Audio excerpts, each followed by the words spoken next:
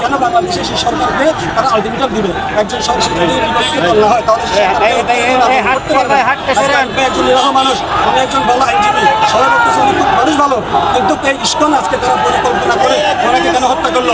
আমরা এটা নিয়ে উপযুক্ত বিচার চাই এবং আমরা চাই এই ইস্কন তারা এই অপরাধ করেছেন, আমরা অবশ্যই তাদের দৃষ্টান্তমূলক শাস্তি দাবি করি।